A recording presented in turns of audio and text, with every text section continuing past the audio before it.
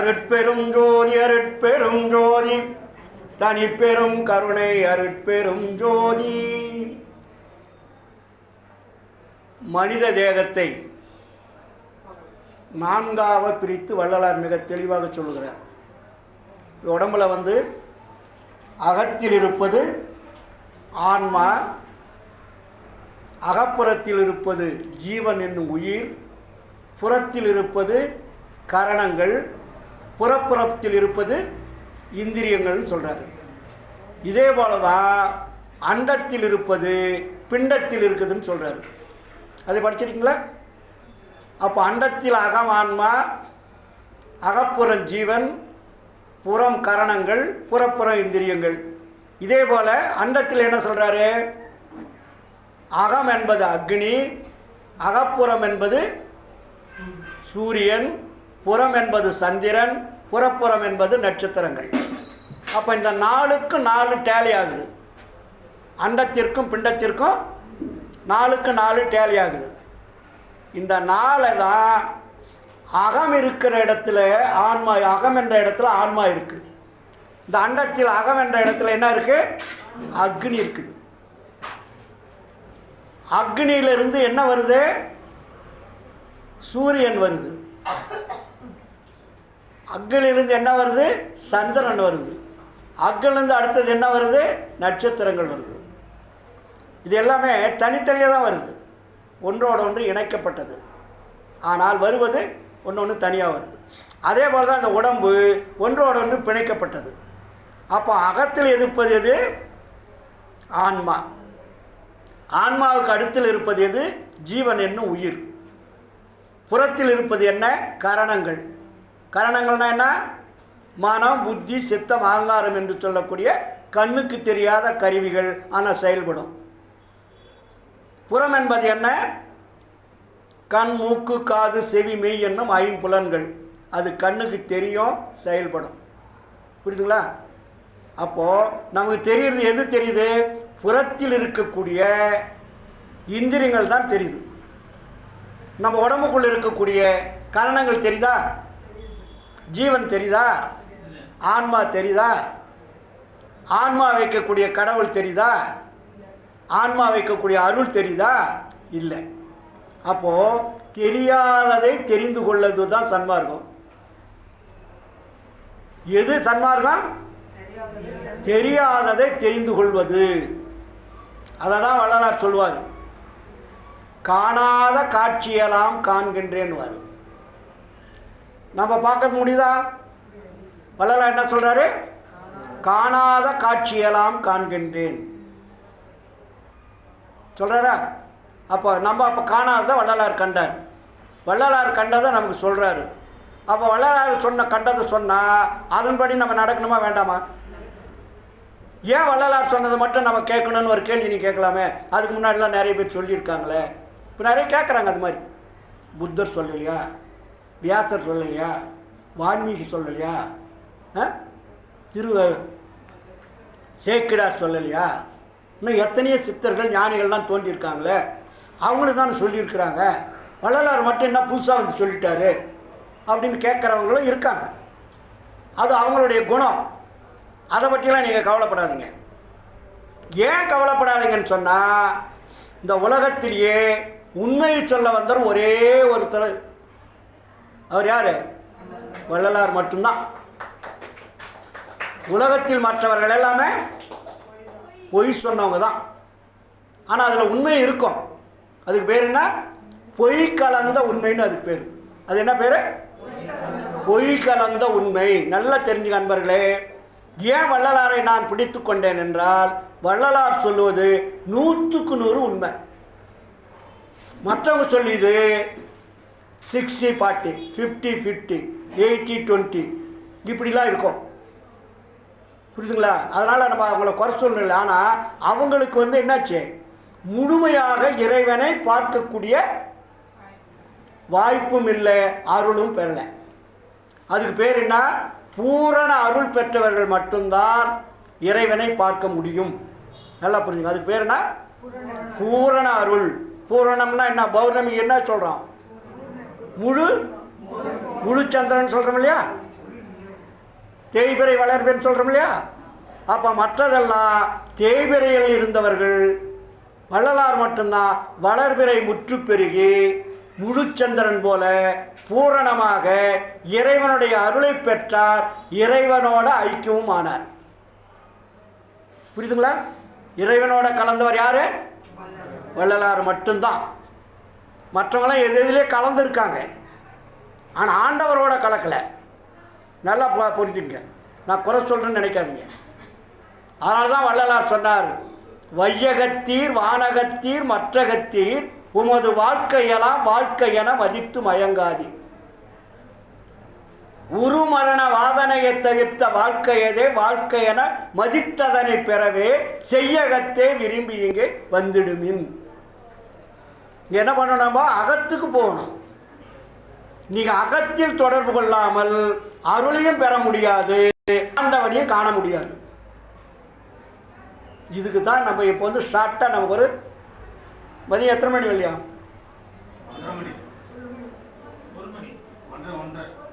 சரி, அதுக்குள்ளே ஒரு சின்ன ஒரு ரூட் கொடுத்துடலாமா? எடுத்துக்கிட்டே போயிட்டுருக்கு.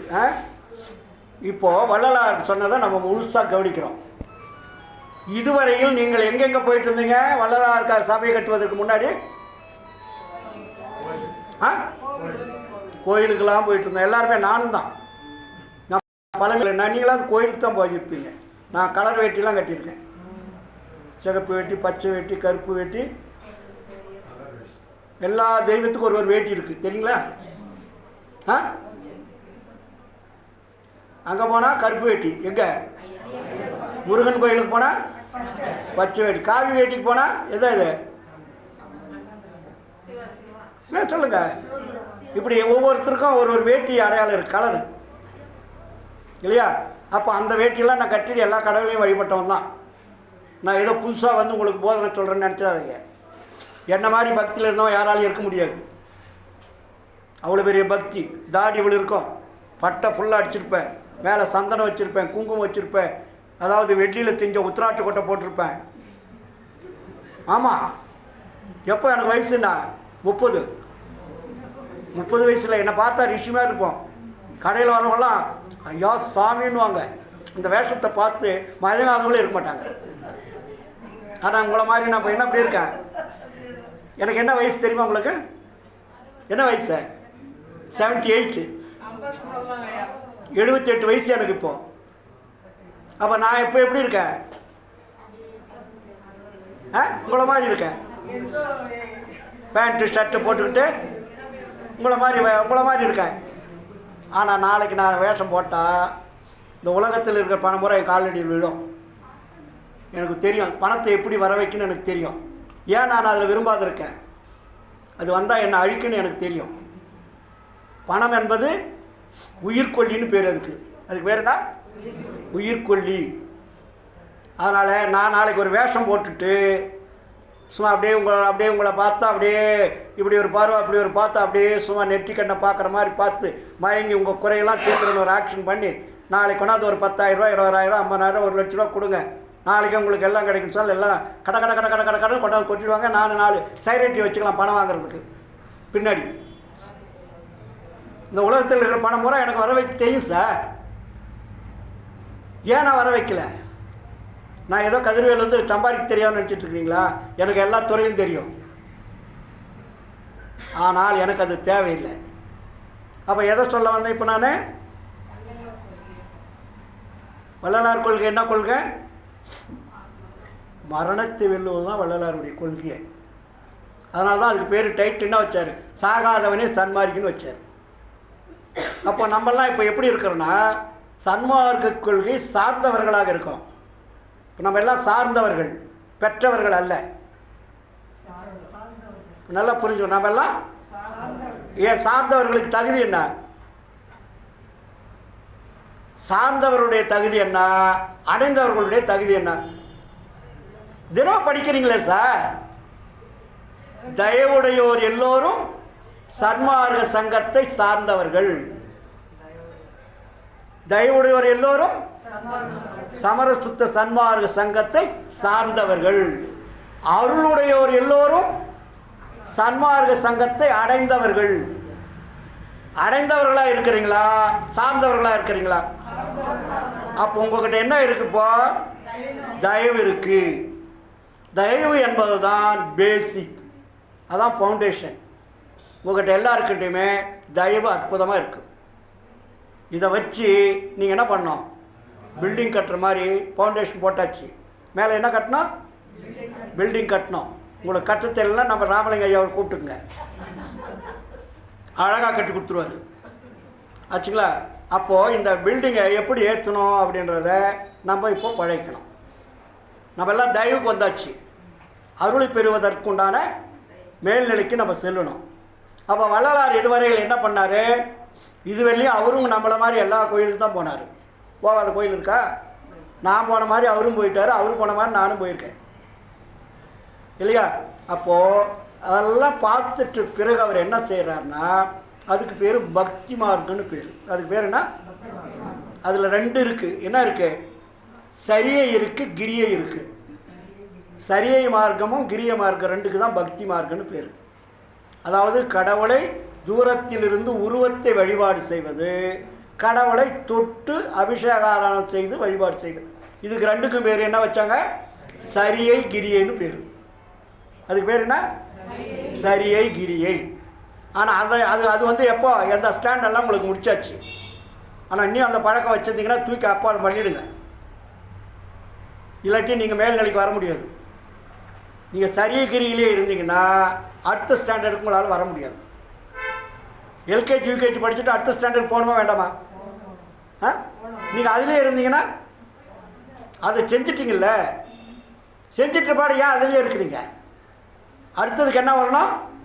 மூன்றாவது யோகம். அதுக்கு பேர் என்ன? அது சரியை கிரியை, இதுக்கு பேர் யோகம். இந்த யோகத்தில் என்ன பண்ண நம்ம? அந்த கடவுளை தூரத்திலிருந்து வழிபாடு செய்வதும் தொட்டு வழிபாடு செய்வதை விட்டு விட்டு தன்னை உணர்வதுக்கு பேர் யோகம். யோகம்னா என்ன? தன்னை உணர்வதற்கு பேர். தனியாக உட்காந்து தன்னை உணர்வதற்கு பேர் யோகம். ஆச்சுங்களா? சரி, இந்த யோகத்தோடு நின்று போனோம்னாக்க முடியுமான்னா அது முடியாது. அதனால தான் சித்தர்களை என்ன பண்ணாங்க? பேர் உதாசத்தில் படிச்சிங்களா?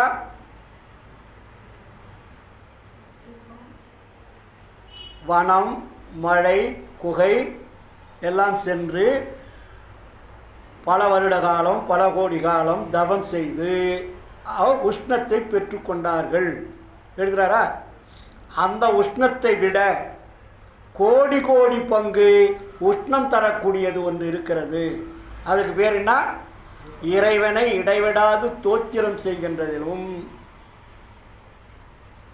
நினைக்கின்றதிலும் கோடி கோடி பங்கு உஷ்ணத்தை உருவாக்கி கொள்ளலாம். எத்தனை பங்கு? எதை வச்சு? இறைவனை ஸ்தோத்திரம் செய்வதிலும் நினைக்கின்றதில். நல்லா புரிஞ்சுக்கணும்.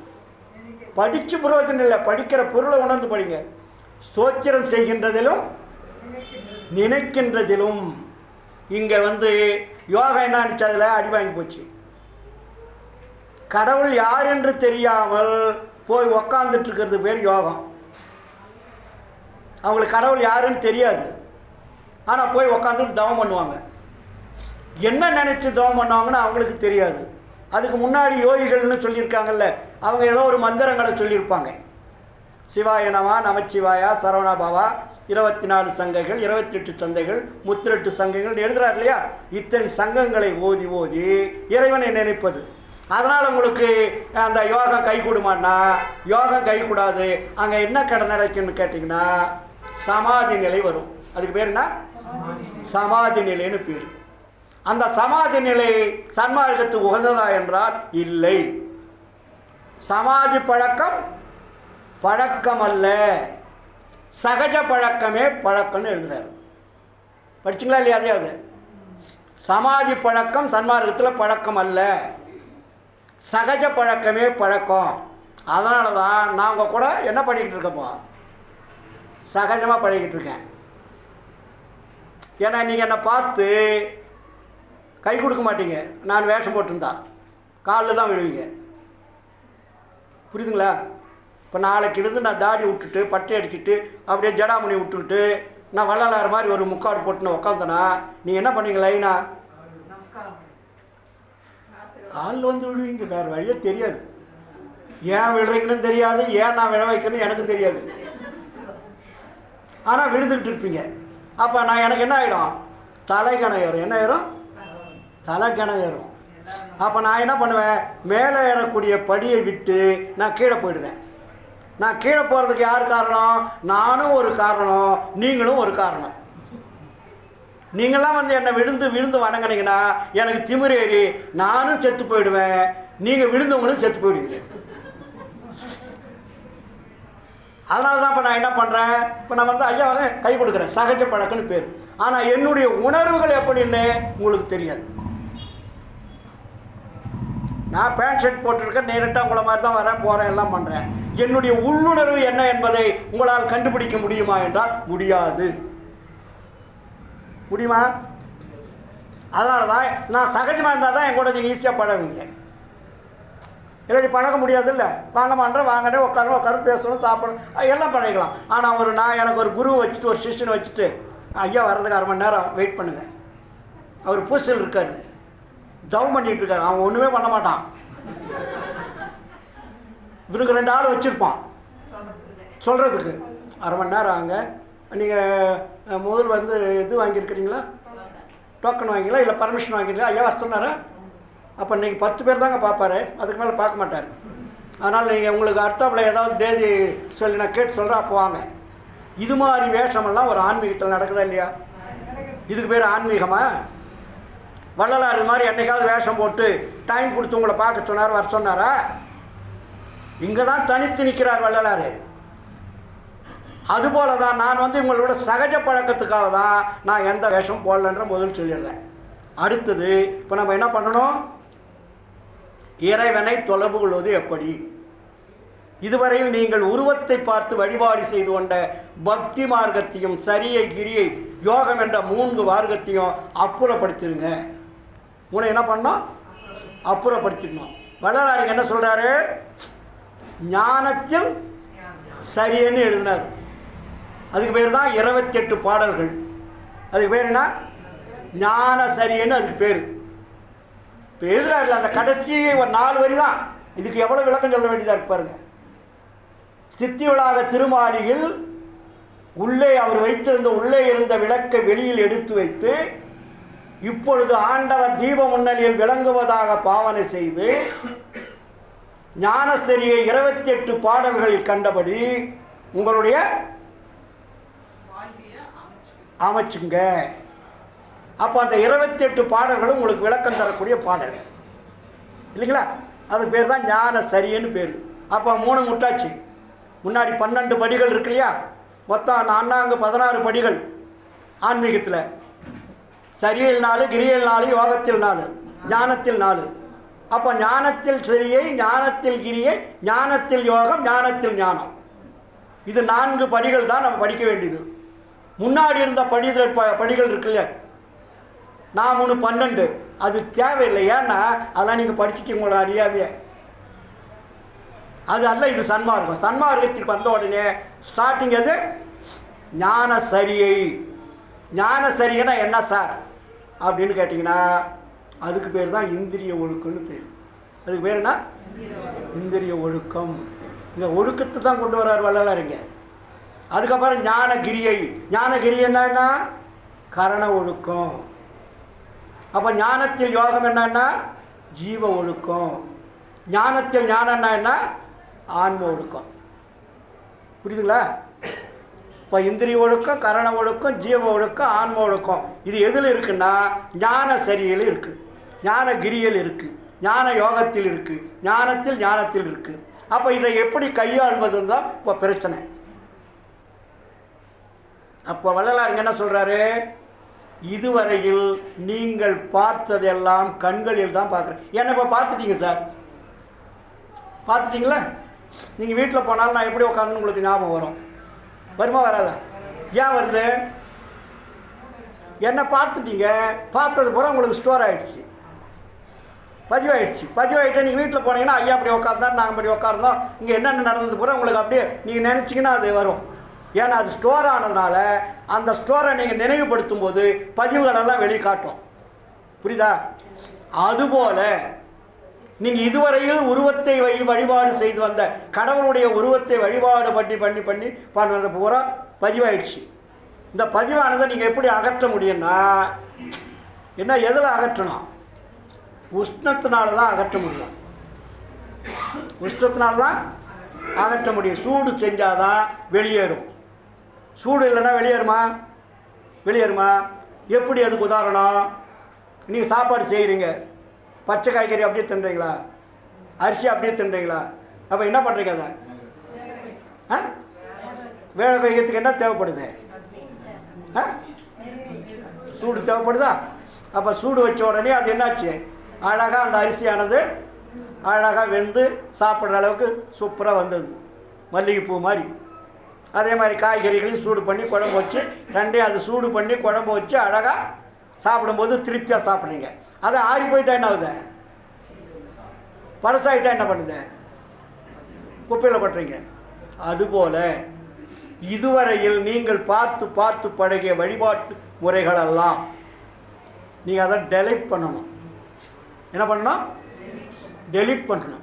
டெலீட் பண்ணுறதுக்கு என்ன பண்ணணும்னா, எங்கள் வள்ளலார் என்ன சொல்கிறாருன்னா, தீபத்தை உங்கள் வீட்டில் வைத்து கொள்ளுங்கள். உங்கள் வீட்டில் என்ன பண்ணோம்? தீபத்தை வச்சுங்க. இப்போ இங்கே தீபம் இருக்குல்ல? இருக்குது. ஏன் வள்ளலார் தீபத்தை கொண்டு வந்தார்னா, நம்ம உடம்புல இருக்கிறது பூரா ஒளி தான். இந்த உடம்புல என்ன இருக்குது? எல்லாம் அணு ஒளிகள் தான்.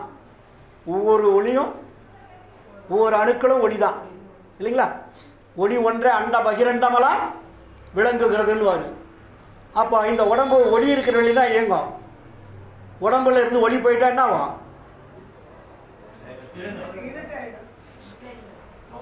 ஜடம். இப்போ இயங்குகின்ற பொருள், இந்த இயக்கம் எதனால் இயங்குகின்றது? ஒளியினால் இயங்குகின்றது. ஒளி இல்லை என்றால் உடம்பு இயங்காது. அப்போ ஒளி தன்னை இயங்க விடாமல் நிறுத்தி கொண்டால் என்ன ஆகும்? ஜடன்னு பேர். அதுக்கு பேர் தான் பிணன்னு பேர். பிணம் பேசுமா? இப்போ ஏன் பேசுகிறோம்? எது நம்மக்கிட்ட இருந்தது? ஒளி இருந்தது. எது போயிடுச்சுன்னா பேச முடியாது? ஒளி போயிடுச்சுன்னா பேச முடியாது. அப்போ அந்த ஒளியை நம்ம பிடிக்கணுமா வேண்டாமா? பிடிக்கணும். ஒளியை தக்க வைத்தால் நாம் என்ன பண்ணலாம்? இயங்கிக் கொண்டே இருக்கலாம், பேசிக்கொண்டே இருக்கலாம், சிந்திச்சு கொண்டே இருக்கலாம், செயல்பட்டு கொண்டே இருக்கலாம், நம்மளை மாற்றிக்கொள்ளலாம். அப்போ ஒளியை விட்டுட்டிங்கன்னா என்ன ஆகும்? டெத்து, அதோட ஃபினிஷ், முடிஞ்சுது. அதுக்காக இங்கே வள்ளலார் நமக்கு என்ன சொல்கிறாருன்னா, இதுவரையில் நீங்கள் செய்த வழிபாட்டு முறைகளை மாற்றுங்கள்ன்றார். அதுக்கு என்ன பண்ண மாற்றுவதற்கு தகர கண்ணாடி விளக்கு வைத்தல் வேண்டும் எழுதுறாரா? கண்ணாடி என்ன விளக்கு வேணும்? தகர கண்ணாடி விளக்கு. ஏன் சார் தகர கண்ணாடி விளக்கு சொன்னார்? விளக்கு அசையக்கூடாது. விளக்கு அலை மோதக்கூடாது, நின்று அழகாக எரியணும். அதுக்காக அந்த காற்று ஃபேன் கன் போட்டிங்கன்னா தகர கண்ணாடி விளக்கு வச்சா தீபம் அலை மோதாது. அதனால் நீங்கள் என்ன பண்ணுறீங்க? உங்கள் வீட்டில் எத்தனையோ சாமியாரை வச்சுருப்பீங்க இல்லையா? அதெல்லாம் தூக்கி நீங்கள் அகற்றினாலும் சரி, அகட்டாட்டி நீங்கள் அப்படியே வச்சுருந்து காட்டுறதுல செத்தாலும் சரி. ஆனால் நீங்கள் முன்னேறி வரணும்னா ஒரே ஒரு வழி தான், வீட்டில் ஜோதி மட்டும்தான் வைக்கணும். வீட்டில் என்ன வைக்கணும்? கடவுள் என்னவா இருக்கார்? என்ன ஜோதியாக இருக்கார்? அருட்பெருஞ்சோதியினுடைய தகுதி என்ன?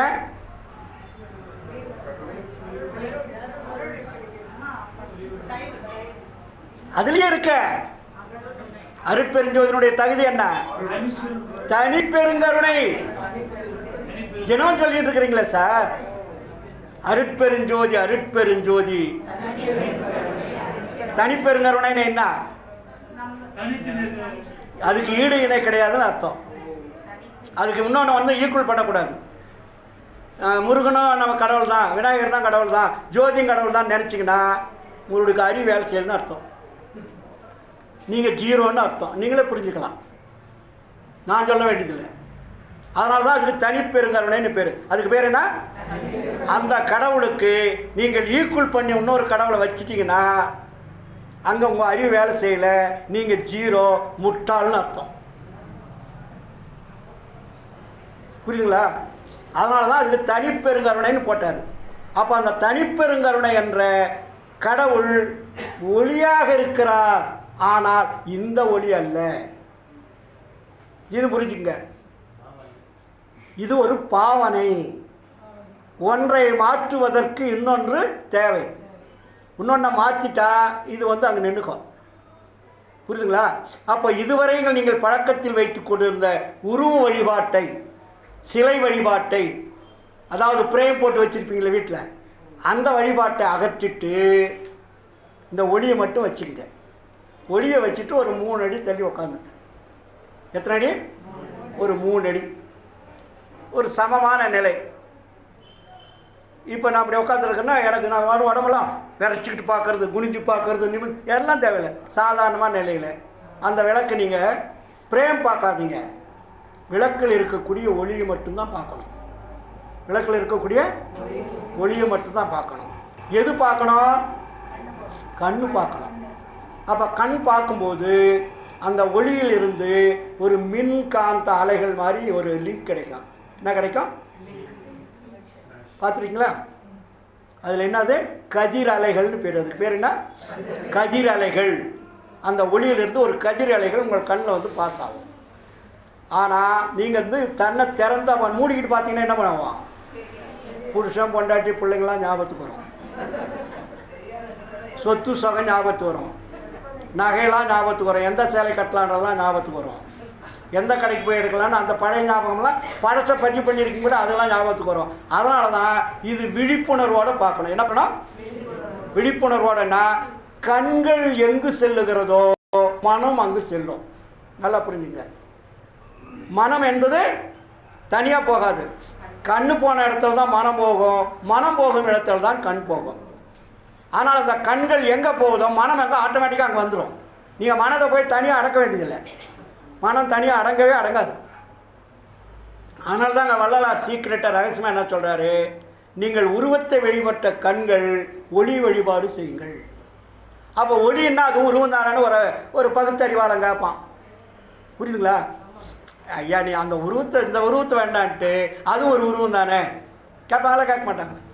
அப்போது இந்த உருவம் ஒளியை தருவது, அந்த உருவம் இருட்டை தருவது. சூப்பர். அப்போ இதில் என்ன இருக்குது? இந்த ஒளியில் உடம்பில் இருக்கிற மாதிரி 4 பகுதிகள் இருக்குது. அகல், எண்ணெய், திரி, பிரகாசம். என்னென்ன இருக்குது அதில்? அகல் இருக்குது, எண்ணெய் இருக்குது, திரி இருக்குது, பிரகாசம் இருக்குது. அப்போ உடம்புலையும் அந்த திரிக்கும் டேலி பண்ணுறார் வள்ளலாரிங்க. உடம்பு என்பது அகல், எண்ணெய் என்பது ரத்தம், திரி என்பது சுக்கிலம், தீபம் என்பது பிரகாசம். புரியுதுங்களா? இந்த உடம்புல அதுதான் நடந்துகிட்ருக்கு. இப்போ இந்த உடம்பில் இருக்கக்கூடிய 4 பகுதி மறைமுகமாக நடந்து கொண்டிருப்பது உங்களுக்கு தெரியாமல் இருக்கிறீர்கள். இப்பொழுது புறத்தில் வைத்து தெரிந்து கொள்ளுங்கள். புரியுதுங்களாமா? அவன் புறத்தில் என்ன? இது ஜடம் அல்ல, ஒரு இருட்டை வெளிச்சமாக்கக்கூடியது தீபம். இது புற வழிபாடு தான். இது அக வழிபாடு அல்ல. இப்போ நான் சொல்லுவது புற வழிபாடு. ஒரு வழிபாட்டை மாற்றி இன்னொரு வழிபாட்டை கொண்டு வர சொல்கிறார். அப்போ அந்த உருவ வழிபாட்டை ஒரு பக்கமாக தள்ளிட்டு ஒளி வழிபாட்டுக்கு வந்தீங்கன்னா உங்களுடைய உடம்பு என்னவாகும்? ஒளி உஷ்ணம் ஏற்படும். உஷ்ணங்க உடம்புக்கு அது தனி சுத்த உஷ்ணம்னு அதுக்கு பேர். அதுக்கு பேர் என்ன? சுத்த உஷ்ணம். அப்போ அந்த தீபத்திலிருந்து அந்த கதிர் அலைகள் கண்கள் மூலமாக சென்று எங்கே போகுது? மனதிற்கு போகிறது. மனதின் மூலமாக சென்று ஜீவனுக்கு போகிறது. ஜீவன் மூலமாக சென்று ஆன்மாவுக்கு போகிறது. ஆன்மாவின் மூலமாக சென்று தான் அருளை ஓப்பன் பண்ணும். திரைகளை அதுதான் ஓப்பன் பண்ணுறது. அது என்ன பண்ணால் இந்த சூடு ஏற ஏற ஏற அந்த திரைகள் ஒன்றொன்றாக என்னவாகும்? கரையும். அதனால தான் கரைந்து கரைந்து உளமுருகி கண்களில் நீர் பெருகி கருணனிட கடவுளை கருதினோ கழித்தே. படிச்சுமா? இப்போ வள்ளலாருடைய ஞானசரிகை முதல் பாட்டு நான் ஏன் பாடுறேன்? அந்த பாட்டுக்குள்ளே அவளை அடக்கி வச்சுட்டாரு. எதை நினைக்கணும்? கடவுளை நினைக்கணும். எத்தனை தடவை நினைக்கணும்? நினைத்து கொண்டே இருக்கணும். அதனால தான் நினைந்து நினைந்து நினைந்து நினைந்து அவனும் போத்தாது, உணர்ந்து உணர்ந்துன்னு போட்டார். அதுக்கு பேர் என்ன? உணர்ந்து உணர்ந்து. அப்போ உணரும் போது என்ன ஆகுது? நெகிழ்ச்சி ஏற்படுன்றாரு. அங்கே என்ன நெகிழ்ச்சி? ஆன்ம நெகிழ்ச்சி. என்ன நெகிழ்ச்சி அங்கே? ஆன்ம நெகிழ்ச்சி, ஆன்ம உருக்கம், ஆன்ம மகிழ்ச்சி, ஆன்ம லாபம் இத்தனையும் ஏற்படுது. அதில் புரியுதுங்களா? பக்தி என்பது என்ன போட்டார் வள்ளலார்? இங்கே பாரு, எத்தி பிரிக்கிறாரு. ஏதோ கதிரவன் டூ போடுறான்னு நினைக்காதீங்க. பக்தி என்பது மன நெகிழ்ச்சி, மன உருக்கம், மன மகிழ்ச்சி. பக்தியில் உங்களுக்கு என்ன கிடைக்குது? அதிலும் கிடைக்குது. அதில் என்ன மகிழ்ச்சி அடையுது? மன மகிழ்ச்சி அடையுது, மன உருக்கம் அடைகிறது, மனம் நெகிழ்ச்சி அடைகிறது. இது பக்தி. இது வீட்டுக்கு வர்றதுக்குள்ளே ஆப்சண்ட் ஆகிடும். இது மனதில் நினைக்கிறதெல்லாம் புறத்தில் இருப்பதால் கரணங்கள் புறம் தானே, புறத்தில் இருக்கிறதால புறத்தில் போயிடும். நீங்கள் அதனால தான் தினம் கோயிலுக்கு போகிறீங்க. அது அப்படியே நினச்சிருந்தா நீ கோயிலுக்கு போக மாட்டீங்க. ஒரு தடவை போயிட்டு பதிவாகி தான் மறுபடியும் போவீங்களா? அப்போ ஏன் போகிறீங்க? அழிஞ்சிடும். அப்புறம் இன்னொரு கோயிலுக்கு போவீங்க. அங்கே போயிட்டு வந்தாலும் அழிஞ்சிடும். அப்புறம் இன்னொரு கோயிலுக்கு போவீங்க. அப்போ தெய்வத்தை மாற்றிக்கொண்டே இருப்பீர்கள். ஆனால் ஆன்மாவை தூய்மைப்படுத்த, ஆன்மாவினுடைய திரைகளை நீக்குவதற்குண்டான வாய்ப்புகள் எல்லாம் போயிடும். ஆனால் தான் இங்கே ஆன்ம நிகழ்ச்சி வரணும், ஆன்ம மகிழ்ச்சி வரணும், ஆன்ம உருக்கம் வரணும். இந்த ஆன்ம உருக்கம், ஆன்ம நிகழ்ச்சி, ஆன்ம நிகழ்ச்சி வந்தால்தான் என்ன ஆகும்? அது எதனால் கிடைக்கும்? நீங்கள் அன்றாடம் செய்யக்கூடிய தியானத்தினால கிடைக்கும். என்ன தியானம் இது? ஞான தானம்னு பேர். அதுக்கு பேர் என்ன? ஞான தியானம். இந்த ஒளி தானத்துக்கு பேர் என்ன? ஞானத்தினால் ஏற்படக்கூடிய தியானம். அது அங்கே என்ன ஏற்படும்? உஷ்ணம் ஏற்படும். அதனால் நீங்கள் என்ன பண்ணுறீங்க? ஒவ்வொருவரும் இன்றிலிருந்து உங்கள் வீட்டில் தகர கண்ணாடி விளக்கு வைத்து இடைவிடாது உங்களுக்கு எவ்வளவு நேரம் கிடைக்கிறதோ, உங்களால் எவ்வளவு முடியுமோ அந்த நேரம் அந்த தீபத்தை இடைவிடாது பார்த்து கொண்டிருந்தால் உங்கள் கண்கள் பிரகாசமாகி அந்த ஒளியானது மனம் வழியாக தான் போயாகணும். அது எப்படி போயாகணும்? மனத்தின் வழியாக தான் போகணும். அந்த 4 லிங்க் இது. மனத்தின் வழியாக உள்ள போகும்போது மனம் புறத்தை தேடாது, அகத்தை தேடும். மனம் புறத்தை தேடாமல் அகத்துக்கு போகும். மனத்திலேருந்து எங்கே போவோம்? ஜீவனுக்கு போவோம். ஜீவன்னா எது? உயிர். அப்போ உயிருக்கு போனோடனே அடுத்தது எங்கே போவோம்? ஆன்மாவுக்கு போவோம். ஆன்மாவுக்கு போகும்போது என்ன ஆகும்? அது அருளை பெறுவதற்குண்டான திரைகள் அங்கே விலகும். ஆச்சுங்களா? இது புற வழிபாடு, சுத்த சன்மார்க்கத்தினுடைய புற வழிபாடு. அதனால தான் வள்ளலார் என்ன பண்ணார்? சத்திய ஞான சபையை கட்டி உரு வழிபாட்டை மாற்றி ஒளி வழிபாட்டை கொண்டு வந்தார். அங்கே என்ன எழுதுறாரு? இல்லை, இங்கு வந்து தரிசிக்க பெறுவீர்களானால் அண்ணன், தம்பி, நண்பர்கள், மற்றவர்கள் அவர்களால் கிடைக்கக்கூடிய லாபத்தை விட கோடி கோடி பங்கு லாபம் கிடைக்கும்படியான இடம்னு எழுதுகிறாரு. அதே எழுதுகிறாரு, சித்தி விளாகத்தில் எழுதுகிறாரு. 2 இடத்துல எழுதுவார். மேட்டுக்குப்பத்தில் எழுதுகிறாரு, சித்தி விளாகத்தில் எழுதுவார். இப்போது ஞான சபையை எதற்காக வள்ளலார் உருவாக்கினார்? இது நம்ம தெரிஞ்சுக்கணுமா இல்லையா? உரு வழிபாட்டை மாற்றி ஒளி வழிபாட்டை கொண்டு வருவதற்காகத்தான் ஞான சபையை உருவாக்கினார். புரியுதா இல்லையா உங்களுக்கு?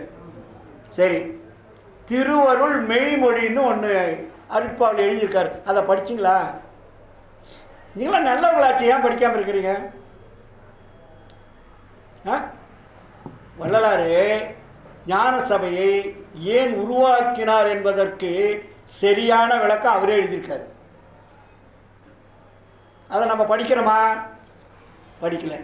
சரி, இப்போ இதை எடுக்கலாமா? மதியானத்துக்கு எடுத்துக்கலாமா?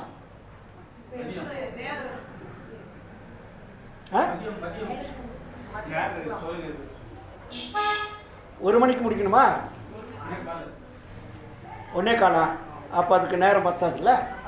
மறுபடியும் சாயந்தரத்தை கொஞ்சம் விரிவாக பேசலாமா? அப்போது இந்த தியானத்தை மட்டும் இப்போ முடிச்சுக்கலாம். இப்போ என்ன பண்ணுறீங்கன்னா சொன்னதை புரிஞ்சுக்கிட்டேன். என்ன சொன்னேன் நான்?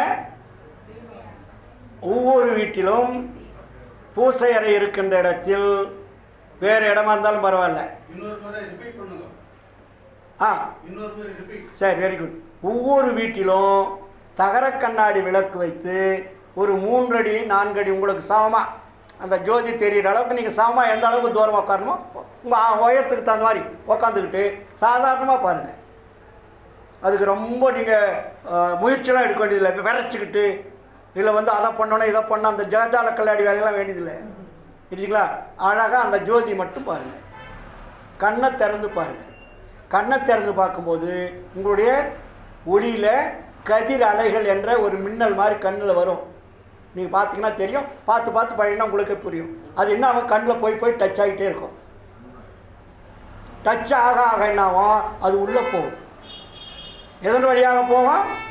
மனதின் வழியாக, ஜீவனின் வழியாக, ஆன்மாவின் வழியாக, அருளின் வழியாக ஆண்டவர்கிட்ட போகிற அளவுக்கு அது லிங்க் உண்டு. எல்லாத்துக்கும் ஒரு லிங்க்கு தான். அதனால தான் வள்ளல் பெருமான் இந்த உடம்பை அழகாக படைச்சிருக்காரு இறைவன். அதனால தான் இதுக்கு உயர்ந்த அறிவுட்ட மனித தேகம்னு சொல்கிறாரு. இதை பண்ண என்னான்னா வருஷம் பூரா காலம் பூரா இதே செய்யணுமா அப்படின்னா கிடையாது. நல்லா புரிஞ்சுங்க. இதே ஒரு குறிப்பிட்ட காலம். இதை நீங்கள் கொஞ்சம் கொஞ்சமாக செய்து பழகினால் உங்களுடைய அறிவு திறமைக்கும் உங்களுடைய ஆற்றலுக்கும் உங்களுடைய புறத்தில் இருக்கக்கூடிய ஒழுக்கத்திற்கு தகுந்தாற் போல் அந்த ஜோதியானது ஆட்டோமேட்டிக் சிஸ்டமாக உள்ளே தெரிய ஆரம்பிச்சிடும். அப்போ புறத்தில் வழிபாடு உங்களுக்கு கட்டாயிடும். அப்போ நம்மளுடைய செயல்பாட்டுக்கு தகுந்த மாதிரி தான் அது மாறும். ஒன்று ஒழுக்கம் வேணும். ஒழுக்கத்தோடு அதை செய்யணும். என்ன ஒழுக்கம்? இந்திரிய ஒழுக்கம், கரண ஒழுக்கம் 2 தான். ஜீவ ஒழுக்கம், ஆன்ம ஒழுக்கம்லாம் நீங்கள் முயற்சி பண்ண வேண்டியதில்லை. அது ஆட்டோமேட்டிக் சிஸ்டம். இந்த 2 ஒழுக்கம் பாஸ் ஆகிட்டுனா அது ஆட்டோமேட்டிக்காக ஓப்பன் ஆகிடும். நீங்கள் வெளிக்கதை தானே போட்டு போகிறீங்க. எல்லா கதையுமே போடுறீங்க வீட்டில். உங்கள் வீடு இருக்குது, கடைசியில் எதை போட்டுவீங்க? வெடிக்கதை தான் போட்டுவீங்க. வெடிக்கதை போட்டால் ஸ்ட்ராங் ஆச்சுன்னு போயிடுறீங்களா? இப்போ வரும்போது எதை திறக்கிறீங்க? வெடிக்கதை திறந்தால் நீங்கள் பாட்டு உள்ளே போயிட்டே இருப்பீங்களா? எல்லா கதவும் திறந்து தானே இருக்கும். அதுபோல் இந்த இந்திரிய ஒழுக்கம், கரண ஒழுக்கம் 2ஐயும் நீங்கள் ஃபினிஷ் பண்ணிட்டீங்கன்னா உள்ளே ஆட்டோமேட்டிக்காக திறந்துருக்கும். நீங்கள் அதுக்கு முயற்சி பண்ண நீங்கள் உள்ளே போகலாம். நீங்கள் போகிறத விட ஆண்டவர் உங்களை கூப்பிட்டுக்குவார். வா மகனே வா, நீ என்னுடைய எல்லைக்குள் வந்து விட்டாய், ஒழுக்கத்தை கடைபிடித்து விட்டாய், உண்மையை அறிந்து கொண்டாய், என்னுடைய உருவத்தை பார்ப்பதற்கும் நினைப்பதற்கும் துடித்து கொண்டு இருக்கிறாய், அருளை பெறுவதற்காக ஆசைப்படுகிறாய், அதனால் உனக்கு கொடுக்க நான் தயாராக இருக்கிறேன், வாருங்கள் வாருங்கள் என்று நம்மை அழைத்துக் கொள்வார் ஆண்டவர். வள்ளலார் அப்படி தான் அழைச்சார்.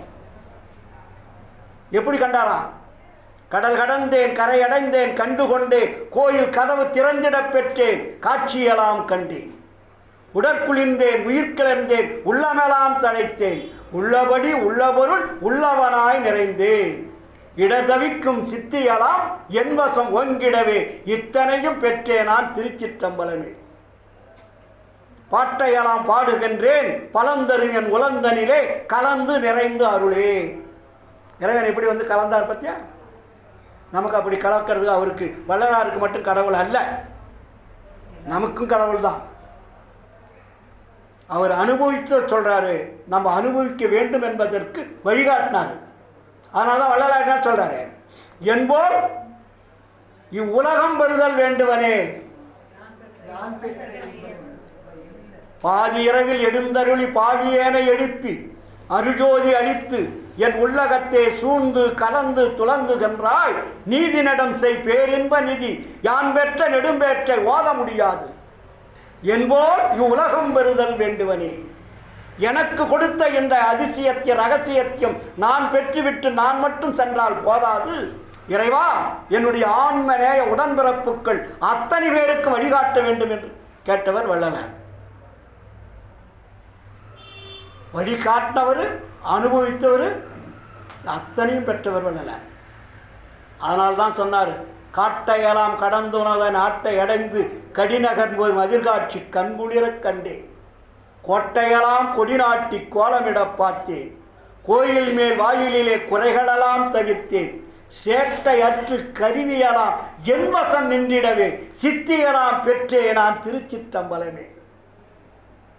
அப்போ நம்ம அருளை பெறுவதற்கு என்ன தேவை? பேசிக் ஒழுக்கம். ஒழுக்கம் என்பதுதான் நம்முடைய அடிப்படை. இந்த ஒழுக்கத்தின் மூலமாகத்தான் நீங்கள் ஒளி வழிபாடு தொடர்பு கொள்ளணும். ஒழுக்கம் இல்லாத தொடர்பு கொண்டீங்கன்னா செட் ஆகாது. புரியுதுங்களா? அதுக்கு பேர் தான் ஜீவகாருண்ய ஒழுக்கம்னு வச்சார். ஒழுக்கத்தை என்ன கொண்டாந்து வச்சார்? ஜீவகாருண்ய ஒழுக்கம் அதுக்கு பேர் வச்சார். இந்த ஜீவகாருண்ய ஒழுக்கத்துக்குள்ளதான் இந்த 4 ஒழுக்கம் இருக்கு. எத்தனை ஒழுக்கம் இருக்கு? அதனால தான் அதுக்கு ஜீவகாருண்ய ஒழுக்கம், ஜீவனை காப்பாற்றக்கூடிய ஒழுக்கம்னு பேர். ஜீவனா இது உயிர். உயிரை காப்பாற்றக்கூடிய ஒழுக்கம் தான் வள்ளலார் சொன்னாரே தவிர புறத்தில் வேஷம் போடுற ஒழுக்கம் அல்ல. அதுக்கு பேர் தான் ஜீவ காருண்ய ஒழுக்கம். ஜீவன் என்றால் உயிர். உயிரை காப்பாற்றக்கூடிய ஒழுக்கத்தை யார் கடைபிடிக்கின்றார்களோ அவர்களுக்கு இறைவனுடைய அருள் நிறைந்து கிடைக்கும். ஆனால் அருள் கிடைச்சா உங்களுக்கு என்ன சார்? என்ன நடக்கும்?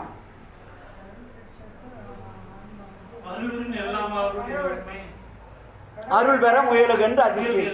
அருள் பெற்றால் இந்த உலகத்தில் அத்தனையும் உட்கார்ந்த இடத்துல நீங்கள் பார்க்கலாம். அண்ட கோடிகளெல்லாம் அரகணத்தேகி சொல்கிறாரா? இந்த பிரபஞ்சம் மொழி நீங்கள் வந்து இப்போ நமக்கு எல்லாமே மறைச்சிக்கிட்டு இருக்கு. நீங்கள் உட்காந்த இடத்துலேருந்து எல்லாத்தையும் பார்க்கலாம். ஒருத்தர் பேசுகிறது கேட்குறத நீங்கள் பேசுகிறதுக்கு நீங்கள் என்ன நினச்சாலும் எனக்கு தெரியும். இந்த உலகம் என்ன பண்ணுதுன்னு எனக்கு தெரியும். கடவுள் எங்கே இருக்காருன்னு எனக்கு தெரியும்.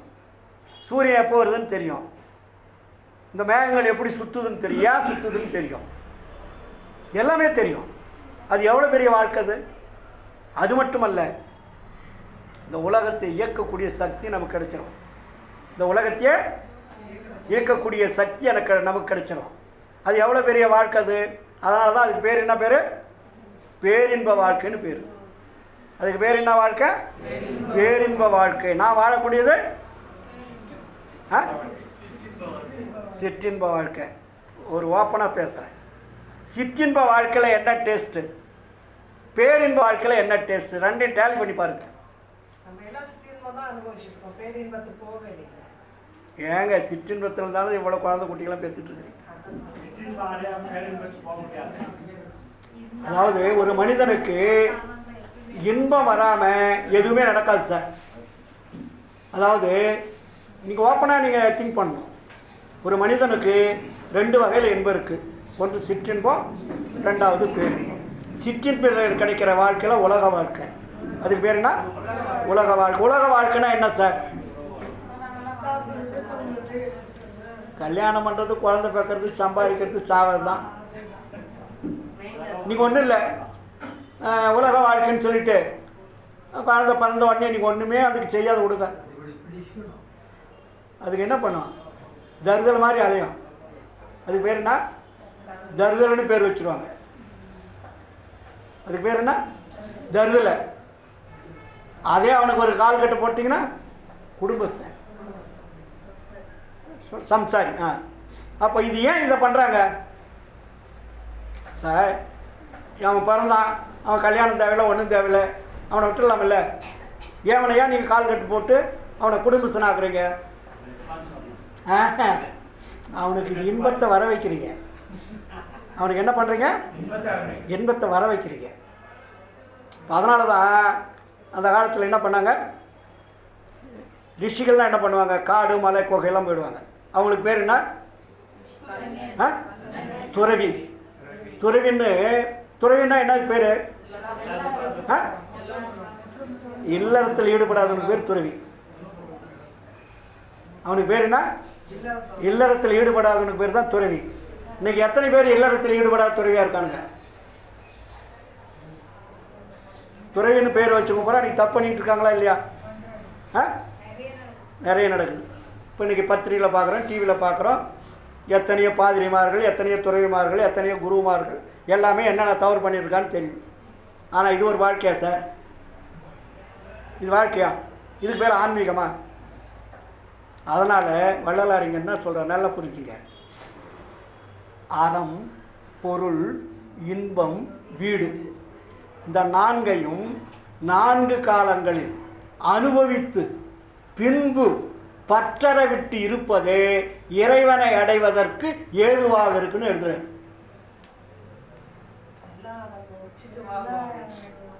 அறம், பொருள், இன்பம், வீடு இந்த 4ஐயும் 4 காலங்களில் அனுபவித்து பின்பு பற்றற விட்டு இருப்பதே இறைவனை அடைவதற்கு ஏதுவாக இருக்கும்.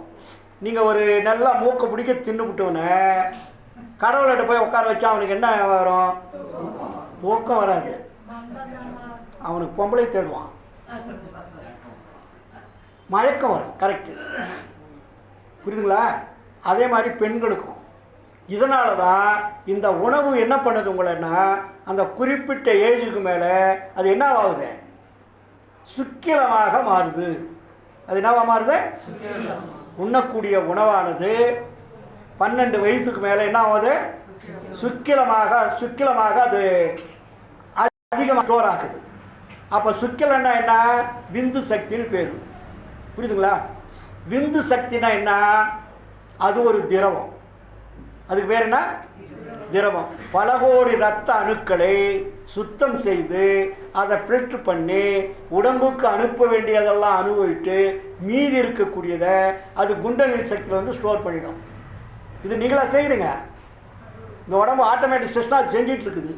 அந்த குண்டலினியில் வந்து நிற்கிறதுக்கு பேர் என்ன? அது விந்துன்னு பேர். அதுக்கு பேர் என்ன? விந்து. அதுலேருந்து வரக்கூடிய சப்தத்துக்கு பேர் தான் நாதம்னு பேர். அதனால தான் அதுக்கு பேர் என்ன வச்சாங்க? விந்து நாதம். விந்தினால் வரக்கூடிய நாதம். அப்போ விந்துனால் நாதம் வருதுன்னா நாங்கள் பேசுகிற பேச்சு அதான். நமக்கு பேச்சு எதில் வருது? விந்துனால தான் நமக்கு பேச்சு வருது.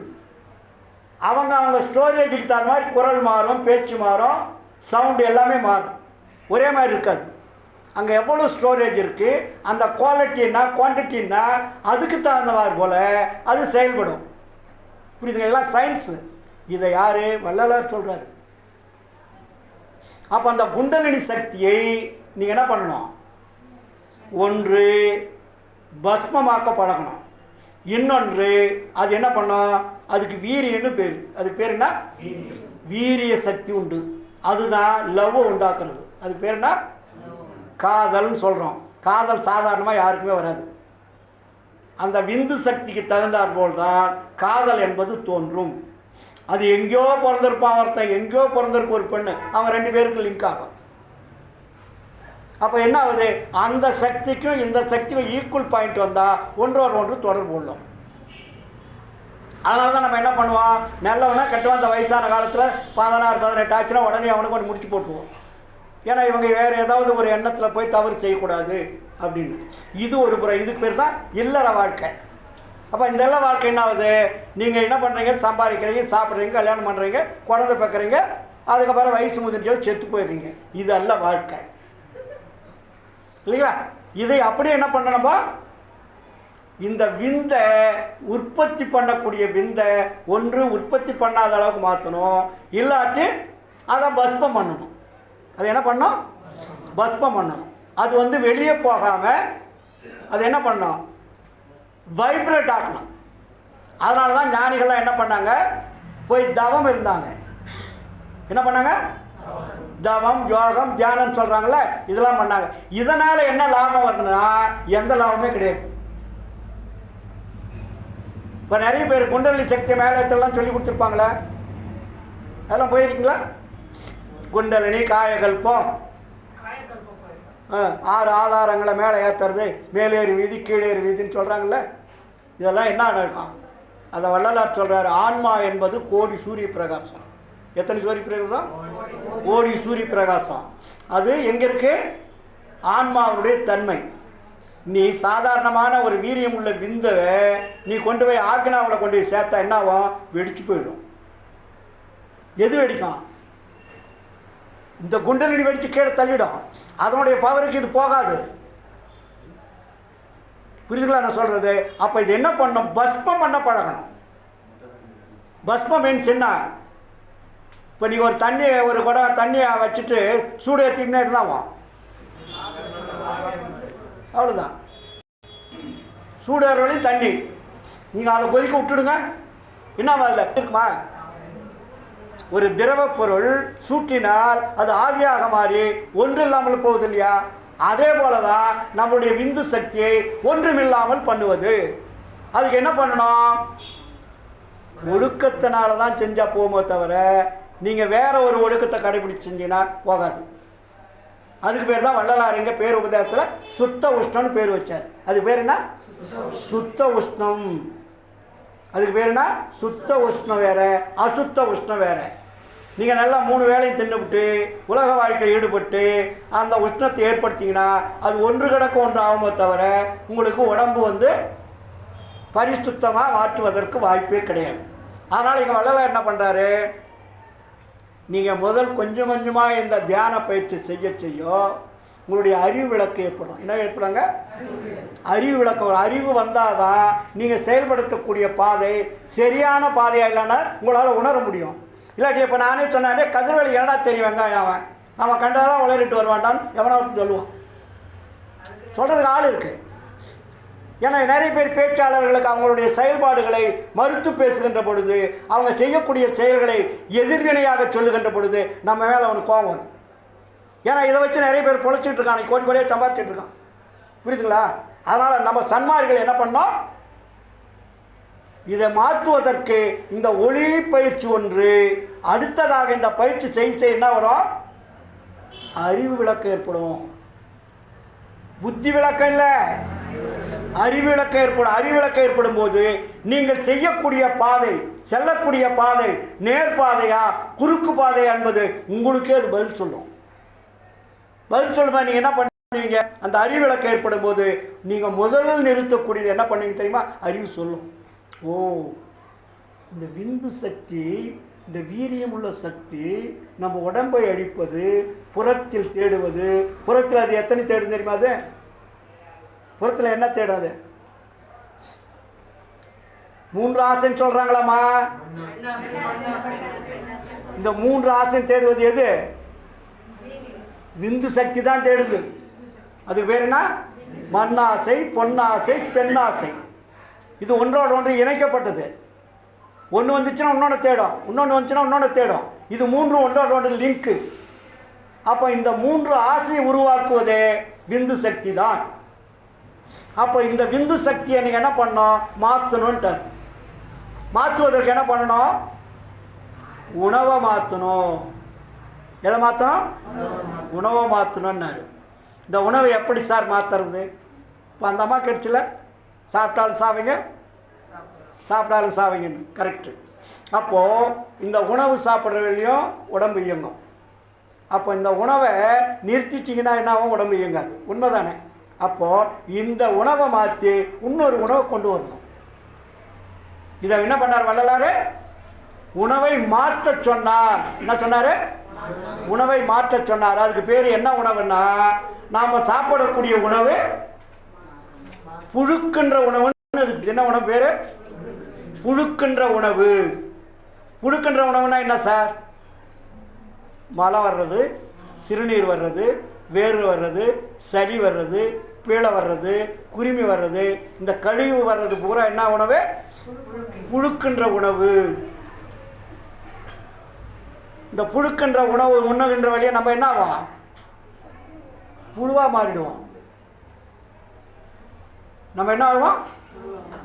அதனால தான் சொல்லுவார் வள்ளலார், உயர்ந்த குலம் என்றும் தாழ்ந்த குலம் என்றும் வகுக்கின்றீர், இருகுலமும் ஆண்டிட காண்கின்றீர், புரையுறும் குலங்களெல்லாம் புழுக்குலம் என்றறிந்தேன்றார். நீங்கள் உயர்ந்த குலம் என்றும் தாழ்ந்த குலம் என்று சொல்லுகின்றீர்கள், இருகுலமும் அழிந்து போகிறது, மரணம் வரப்போகுது. மரணம் வந்தாக்கா புதைச்சிட்றீங்க. ஒரு 2 மாதம் கழித்து தோண்டிங்கன்னா என்ன இருக்காங்க? புழு தான் இருக்கும். புழுக்குலன்றாரு. நீ வெளியில் உயர்ந்த குலம் என்றும் தாழ்ந்த குலம் என்றும் வகுக்கின்றீர், இருகுலமும் ஆண்டிட காண்கின்றீர், புரையுறும் குலங்களெல்லாம் புழுக்குலம் என்றறிந்தேன்.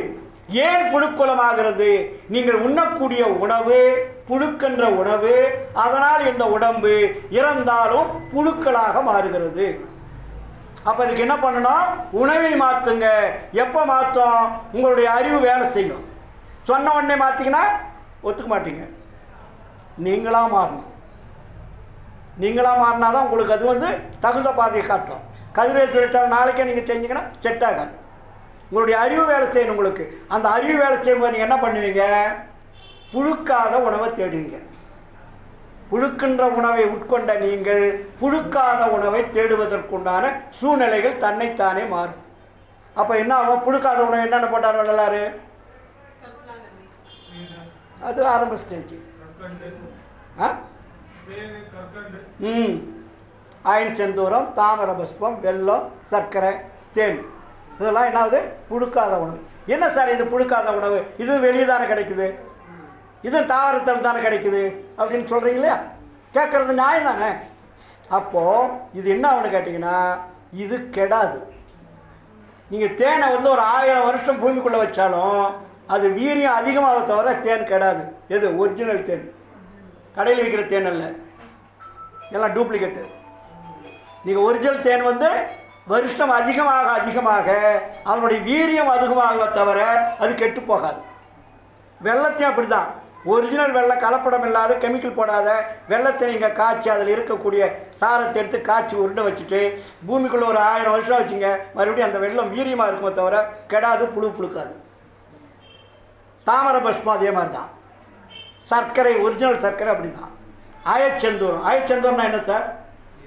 இரும்புனால் தயார் பண்ணுறது. அதை பலவிதமான வேதியியல் மாற்றங்கள் செய்து அதுக்கு ஆயச்செந்தூர்னு பேர். இந்த 10 கிராம் இருக்கும், கடையில் விற்பான் மெடிக்கலில், சித்த மருத்துவங்களில் 10 கிராம் தான் ஒரு டப்பா. அதுக்கு பேர் என்ன? ஆயச்செந்தூரம். அது 150, 200, 300 விற்பான். 10 கிராம். அது எவ்வளோ? ஒரு அரிசி எடை தான் சாப்பிட்ணும். ஆயச்செந்தூரம் கிடச்சின்னு ஒரு ஸ்பூன் சாப்பிட்டீங்கன்னா செத்து போயிடுவீங்க. அதுக்கு பேர் சாப்பிட்ற வழிமுறைகளும் இருக்குது. அதுக்கு பேர் என்ன? ஆயச்செந்தூரம். ஒரு அரிசி எடை, அரிசியினுடைய வெயிட் எவ்வளோ அந்த அளவுக்கு போட்டு அந்த தேனில் குழைச்சி சாப்பிட்ணும். ஆயச்செந்தூரம் அதே மாதிரி, தாமர புஷ்பம் அதே மாதிரி. இதெல்லாம் என்ன ஆகும்னா அந்த உடம்பை புழுக்காத வைக்கும். உடம்பை என்ன வேணால் புழுக்காத வைக்கும், ஆயுஷை நீடிக்க வைக்கும், உடம்பு அழியாது, மரணம் வராது. எப்போ? கொஞ்ச காலத்துக்கு. அப்போ இந்த புழுக்காத உணவை நீங்கள் சாப்பிட சாப்பிட சாப்பிட என்ன ஆகுன்னா உடம்பு ஒரு தன்னிலை அறிந்த ஒரு சுகம் ஏற்படும். என்னது? தன்னிலை அறிந்த ஒரு சுகம். அது ஒரு மகிழ்ச்சி. இந்த மகிழ்ச்சி வரும்போது இது எதை தேடும் என்றால் அருளை தேடும். பொருளை தேடுறது. நீங்கள் கோடி கோடி ரூபா கொடுத்தா கூட தேட. இப்போ நீ நாளைக்கு கொண்டாந்து என்கிட்ட ஒரு 10 கோடி ரூபா நான் எடுக்கணும் பாருங்க, தேவையில்லை. எனக்கு எதுக்கு அது? நான் வச்சு என்ன பண்ண போகிறேன்? என் பசங்க பொண்டாட்டி பிள்ளை கொடுத்தா அவளையும் செத்து போயிடுவாங்க.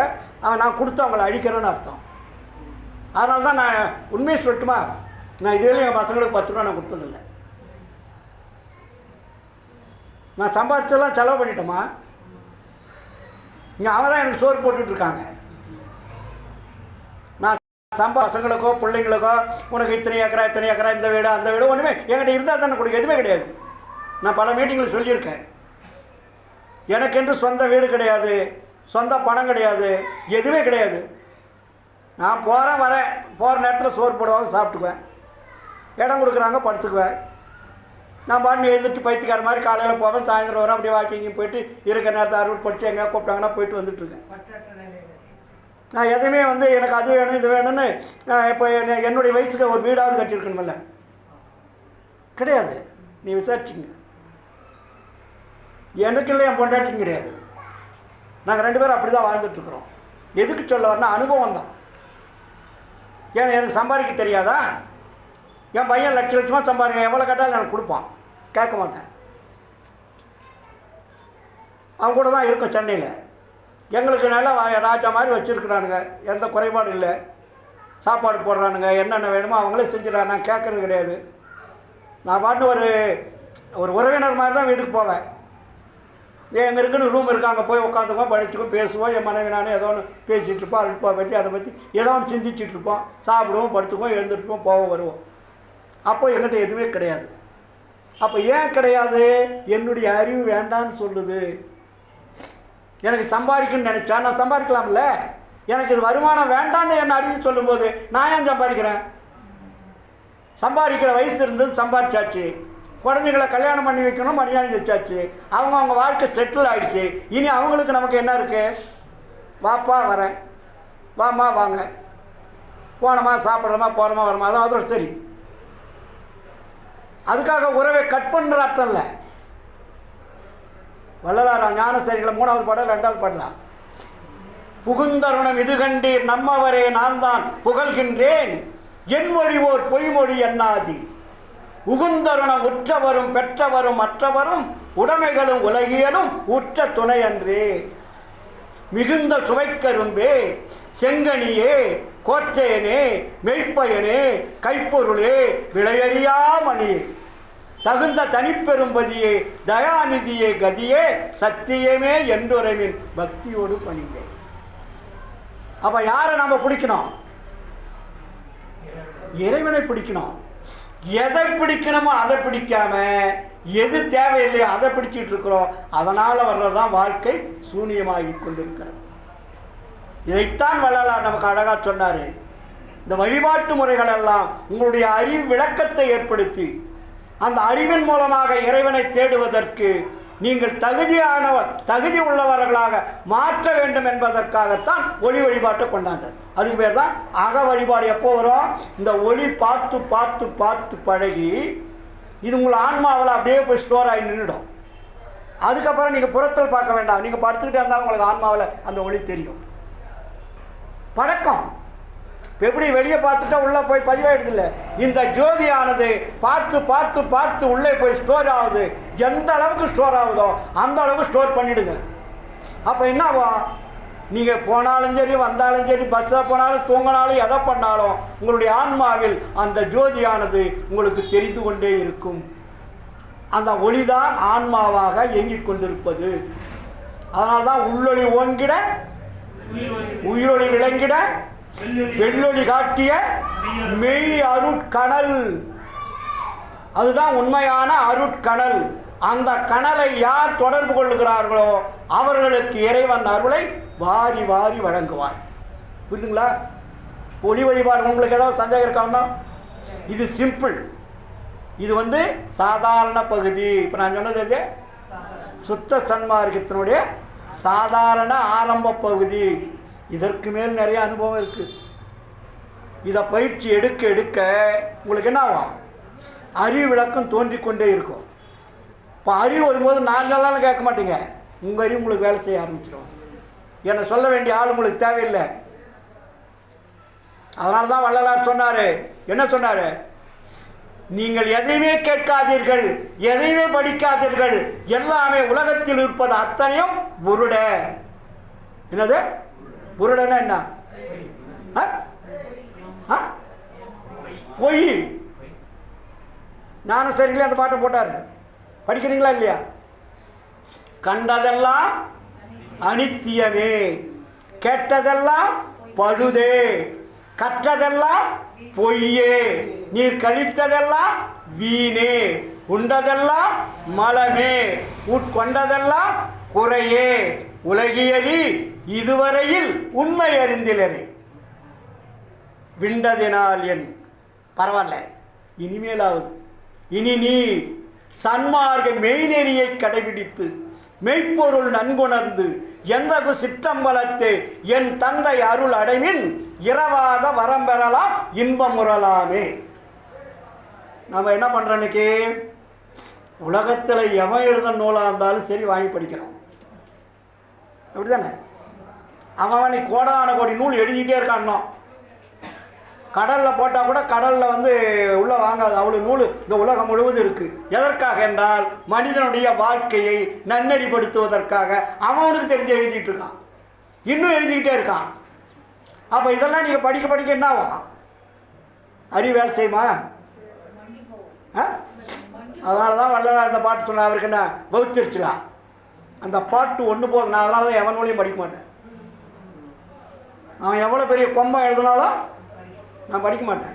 எனக்கு அருட்பா இருக்குது. அருட்பா விட உலகத்தில் உண்மையை சொன்ன நூல்கள் உலக வரலாற்றிலே கிடையாது. அதனால தான் வள்ளலார் ஸ்ட்ராங் பண்ணுறார். ஏன்னா கண்டதெல்லாம் அனித்தியம், கேட்டதெல்லாம் பழுது, கற்றதெல்லாம் பொய், நீர் கழித்ததெல்லாம் வீணே, உண்டதெல்லாம் மலமே, உட்கொண்டதெல்லாம் குறையே, உலகேறி இதுவரையில் இன்னைக்கு வரலையா உண்மை அறிந்திலரே. இனிமேலாவது விண்டதினால் என் இனி நீ என்ன பண்ணா சமரச சன்மார்க்க கடைபிடித்து என்ன சொல்ற மெய்ப்பொருள் நன்குணர்ந்தேன்னு போட்டார். அங்கே என்ன பொருள் பாடணும்னா பொய்ப்பொருள் போட்டாரா? இதெல்லாம் நீங்கள் படிக்கணுமா? ஞானசரி 28 பாடல் நல்லா தான் படிக்கிறீங்க இல்லையா? ஆனால் உட்கருத்து தெரியலையே. அதை படிப்பு ஒரு பாட்டை படித்தாவே நமக்கு அதில் விடலான்ற எண்ணம் வரணும் இல்லை? நம்ம மாதிரி குருட்டும் கூட்டாட்டம் பண்ண மாதிரி ஆயிடுச்சுன்னா என்ன அர்த்தம்? அது ஒரு சித்தர் சொன்னார், குருடும் கூட்டாட்டம் ஆடி குழியில் விழுந்த கதைன்னு சொல்லுவாங்க. அது அல்ல சன்மார்க்கம். சன்மார்க்கம் என்பது ஞான மார்க்கம், அறிவு மார்க்கத்தை விட உயர்ந்தது ஞான மார்க்கம். அதனால தான் வள்ளலார் சொன்னார், அறிவை அறிவால் அறிகின்ற பொழுது அனுபவம் ஆகின்றது என்னடித்தாய். அறிவை கொண்டு அறிவை தேடணும். அறிவை அறிவால் அறிகின்ற பொழுது அனுபவமாகின்றது என்னடித்தாய். செறிவாலே பிரிவாலே தெரியாது தெரியும் திருவருள் உருவம் என்று அறியாயோ மகனே. நீங்கள் அறிவை கொண்டு அறிவை தேடுகின்ற பொழுது திருவருளுடைய உருவம் என்னன்னு அப்போ தான் தெரியும். அது வெளியே திருவருள் வாயில் சொல்லிகிட்டு இருக்கலாம், சினிக்காது. சாப்பிட்டா தான் நினைக்கும், வாயில் போட்டால் தான் நினைக்கும், உண்டாதான் நினைக்கும். அப்போ நம்ம சாப்பிடவும் இல்லை, தெரிஞ்சுக்கலும் இல்லை. அது இனிக்கன்னா எப்படி இனிக்கும்? தெரியாது. அதனால தான் சொல்கிறார் அடுத்தல, அறிவை கொண்டு அறிவை தேடுகின்ற பொழுது அருளினுடைய தன்மை தெரியும். அப்போ அருளை கொண்டு அருளை தேடுன்றார். ரெண்டாவது, அருளாலே அருளினை அறிகின்ற பொழுது அனுபவமாகின்றது என்னடித்தாய். செறிவாலே பிரிவாலே தெரியாது தெரியும் திருவருள் நடனம் என்று அறியாயோ மகனே. திருவருள் நடனம்னா என்ன? திருவருளுடைய ஆக்ஷன், அதனுடைய செயல்பாடுகள். அது எப்படி இந்த பிரபஞ்சத்தை இயக்குகிறது, உங்களை இயக்குகிறது, உலகத்தை இயக்குகிறது, ஒவ்வொரு உயிர்களையும் இயக்குகிறது என்ற அந்த உண்மையெல்லாம் எப்பொழுது தெரியும்? அறிவை கொண்டு அறிவை தேடணும், அருளை கொண்டு அருளை தேடணும். இது ரெண்டும் ஒன்றும் டேலி ஆகும். புரியுதுங்களா? இதையெல்லாம் நான் பழகுவதற்கு வெறி லேசான வழியை சொன்னவர் தான் வள்ளலார். இதில் ஏதாவது கஷ்டம் இருக்கா? இல்லை பணங்கணம் கட்டினா இல்லை கடைசியில் போகும்போது ஆளாளுக்கு ஒரு 5000 கொடுக்குறீங்களா? 10 பைசா செலவு கிடையாது. தன்னைத்தானே உணர்வது, இதுக்கு பேர் என்ன? அதுக்கும் வள்ளலார் சொன்னாலே, தன்னை அறிந்து ஒரு வெண்ணிலாவே தந்திரமி சொல்ல வேண்டும், வெண்ணிதான் தந்திரம். இது ஆளாளுக்கு ஒன்று சொல்லுவாங்க, யார் சொன்னாலும் கேட்காதீங்க. உங்கள் அறிவை விளக்குவதற்கு, அறிவை தெளிவுவதற்கு கதிர்வேல் சொல்லிய வார்த்தை மட்டுமல்ல, நீங்கள் செய்யக்கூடிய பயிற்சி உங்களுடைய அறிவை விளக்கும். அதுக்கு பேர் தான் ஒளிப்பயிற்சி, அகப்பயிற்சின்னு பேர். அதுக்கு பேர் என்ன? அகப்பயிற்சி. அகம் என்றால் என்ன? ஆன்மாவை தொடர்பு கொள்வது பேர் தான் அகப்பயிற்சி. ஆனால் அகப்பயிற்சி ஆன்மாவை தொடர்பு 1000 பேர் 1000 கருத்துக்கள் சொல்லுவாங்க, கேட்காதீங்க. ஏன்னா நீங்கள் எத்தனையோ சென்டர் வச்சுட்டு காசு சம்பாதிச்சுட்டு இருக்கான். புரியுதுங்களா? எங்கே பார்த்தாலும் இன்றைக்கி தியான பயிற்சி, யோக பயிற்சி, ஞான பயிற்சி, அது என்னென்ன பேர்லாம் வச்சுருக்கானுங்க. நீங்கள் சன்மார்களை அதை பண்ணிகிட்டு இருக்கானுங்க. இப்போ சன்மார்க்கத்தில் புதுசாக யோக சொல்லித்தலானுங்க. நம்ம சன்மார்க்க அன்பர்களை சொல்கிறேன், யார் சொல்லுவதை நம்பாதீர்கள், வள்ளலார் சொல்லுவதை மட்டும் நம்புங்கள். வள்ளலார் மிக தெளிவாக பாடல்களிலும் உரைநடை பகுதிகளிலும் புறத்திலும் மிக தெளிவாக நம்ம காட்டியிருக்கார். அகத்திலும் காட்டியிருக்கார், புறத்திலும் வச்சிருக்காரு இல்லையா? ஏன் நம்ம தர்மசாலை ஆரம்பிக்கணும்? ஒரு ஞான சபை ஆரம்பிச்சிருக்கலாம் இல்லை? தர்மசாலையை ஆரம்பித்தார், அது வழியாக தான் வரணும். சாலை, அதுக்கு பேர் என்ன? சாலைன்னா இது வழி.